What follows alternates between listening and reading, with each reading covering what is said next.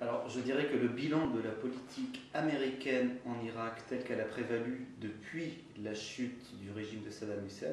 n'est même pas un bilan controversé, c'est tout simplement un bilan clair. C'est-à-dire que si l'on compare la situation actuelle par rapport aux objectifs officiels qui avaient été affichés par l'administration Bush lors de son invasion du pays, on constate que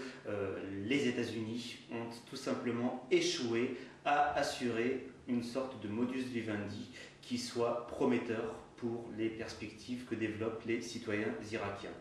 Ça se vérifie sur le plan politique, bien entendu, puisque les institutions irakiennes ne semblent pas représenter les aspirations d'une écrasante majorité des Irakiens. Il suffit pour cela de se référer aux dernières élections qui ont eu lieu en Irak, les fameuses élections provinciales en janvier dernier, pour constater que les choses se sont jouées à 50-50 entre les participants et ceux qui se sont abstenus. De la même manière, si on jette un regard sur les perspectives économiques, on constate que rien ou presque n'a avancé en Irak. Au niveau de la loi sur le pétrole et le gaz irakien, le Parlement échoue à adopter quelque chose de concret et qui lui permette d'aller plus avant. Au niveau des infrastructures, c'est toujours la catastrophe, ou en tout cas un état extrêmement délabré pour une grande partie des régions irakiennes. De la même manière, si on se penche sur l'état sanitaire des Irakiens, eh bien, il y a une épidémie de choléra qui continue à sévir dans certaines parties d'Irak et qui rend la situation extrêmement problématique. Donc, et le tout sans oublier bien entendu que sur le plan sécuritaire, on a énormément de difficultés et une donne qui n'est pas si reluisante que ce à quoi l'on aurait pu s'attendre. Donc dans le bilan global, je dirais que c'est un échec effectif pour les États-Unis, ce d'autant plus qu'à partir de la donne irakienne, ils ont perdu une grande partie de leur crédibilité vis-à-vis des opinions publiques de la région, mais également vis-à-vis d'une partie des gouvernants de la région. Donc on peut estimer que, sans aller jusqu'à dire que la situation était pour autant honorable sous Saddam Hussein, loin de là par ailleurs, mais quoi qu'il en soit, on peut estimer aussi que les développements liés à l'aventure américaine en Irak sont des développements qui ont finalement été malvenus pour le quotidien des Irakiens et pour l'horizon auquel ils pourraient aspirer dorénavant. Alors, bien entendu, si on compare déjà sur le plan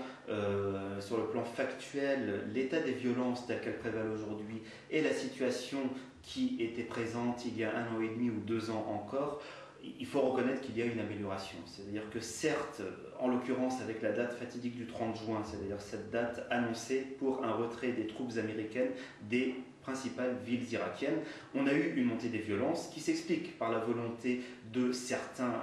acteurs,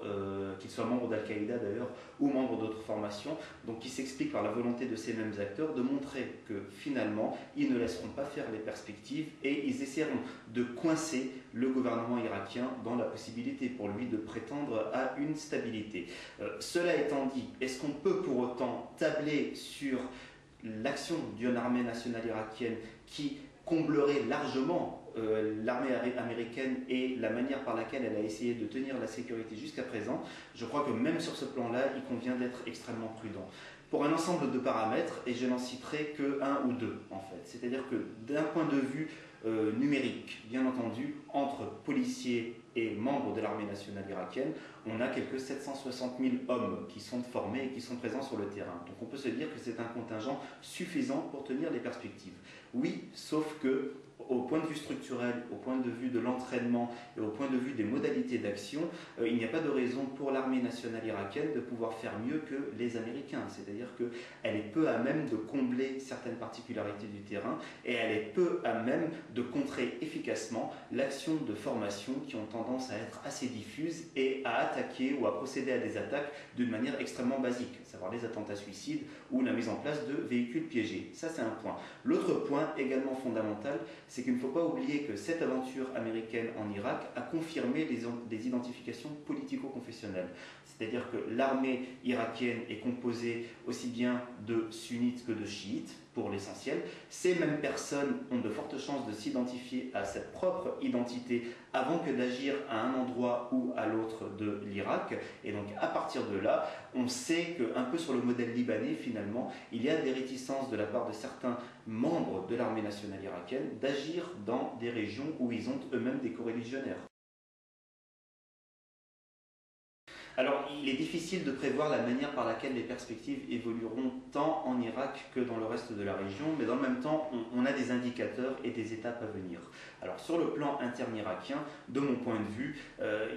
il faut quasiment renoncer à toute idée de renouement avec l'unité nationale irakienne. On a plutôt un processus de fédéralisation qui est en cours, qui en partie d'ailleurs est consacré ou est reconnu par la constitution irakienne. Et donc à partir de là, quel que puisse être le maintien de la cohésion de l'Irak dans ses frontières naturelles, dans ses frontières actuelles, il n'en demeure pas moins que Kurdes, sunnites et chiites continueront à vouloir faire prévaloir des perspectives locales ou des perspectives localisées. Donc sur ce plan, ne tablons pas sur un gouvernement central fort. Par ailleurs, l'une des prochaines étapes, c'est quand même la convocation d'élections législatives en janvier 2010, du moins si elles ont lieu à cette échéance. Mais là encore, ce que l'on sait, c'est que certains membres du Parlement irakien et certains acteurs irakiens demandent un report de ces élections en disant qu'il y a peu de chances que l'Irak soit prêt à de telles perspectives dans un avenir proche. De la même manière, on sait que les dirigeants du Kurdistan irakien sont réticents à eux-mêmes se fondre dans un processus national